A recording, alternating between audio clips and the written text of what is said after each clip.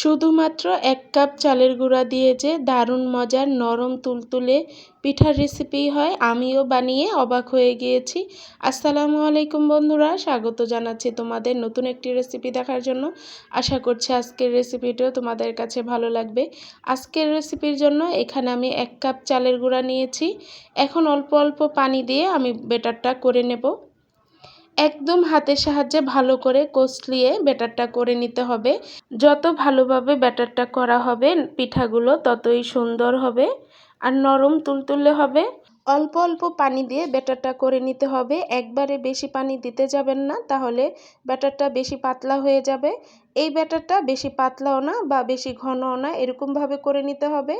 এখন আমি কিছু উপকরণ অ্যাড করে নেব। দিয়ে দিলাম স্বাদ মতো লবণ, দিয়েছি 1 চামচ গুঁড়া দুধ, এখন দিয়ে দেব 1 চামচ কনডেন্স মিল্ক।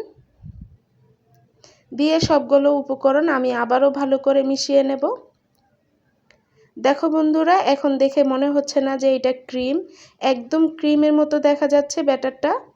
ভিডিওর এই পর্যায়ে আমার সকল বন্ধুদের কাছে আমার একটাই রিকোয়েস্ট, প্লিজ আমার ভিডিওর কোনো অংশ যদি তোমাদের কাছে ভালো লেগে যায় একটি লাইক দিয়ে আমার ভিডিওটি দেখে নেবে, আমার চ্যানেলটি সাবস্ক্রাইব করে আমার পাশে থেকে যাবে বন্ধুরা।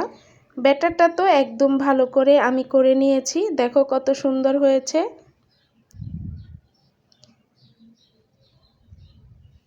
এখন এটাকে সাইড করে রেখে দেব।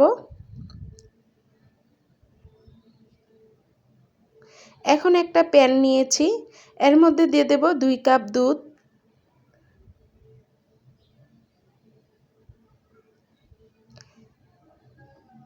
দিয়ে দেব 1 চামচ গুঁড়া দুধ,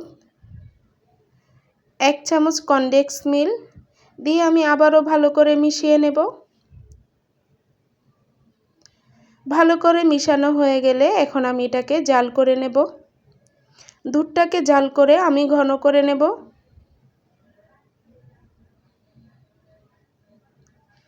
দেখো বন্ধুরা, আমি দুধটা তো জাল করে ঘন করে নিয়েছি।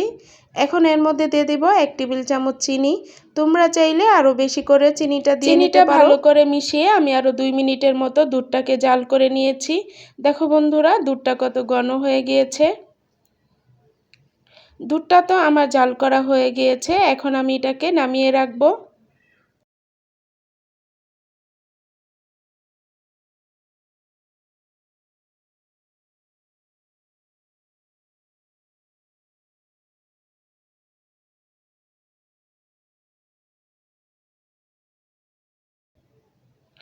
এখন আমি চুলায় আরেকটা প্যান বসিয়ে দিয়েছি।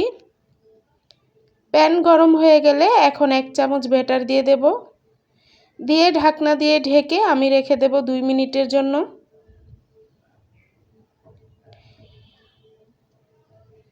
ফিরে আসব 2 মিনিট পর। দেখো বন্ধুরা, পিঠাটা তো কত সুন্দরভাবে তৈরি হয়ে গেল। দেখো কত সুন্দরভাবে আমার একটা পিঠা তৈরি হয়ে গেল। আমি আবার একটা পিঠা দিয়ে নেব, দিয়ে আমি আবারও ঢাকনা দিয়ে ঢেকে 2 মিনিটের জন্য রেখে দেব।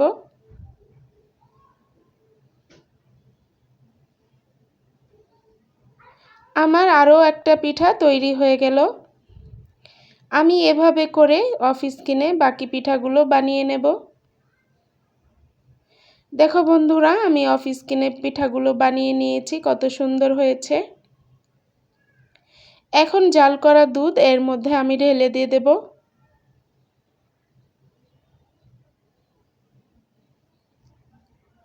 দিয়ে ঢাকনা দিয়ে ঢেকে আমি রেখে দেব 2 ঘন্টার জন্য।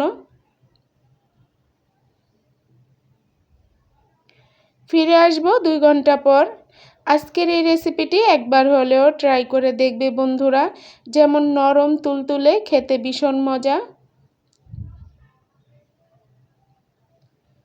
দেখো আমি ফিরে আসছি 2 ঘন্টা পর। দেখো পিঠাগুলো কত সুন্দর ও লোভনীয় লাগছে।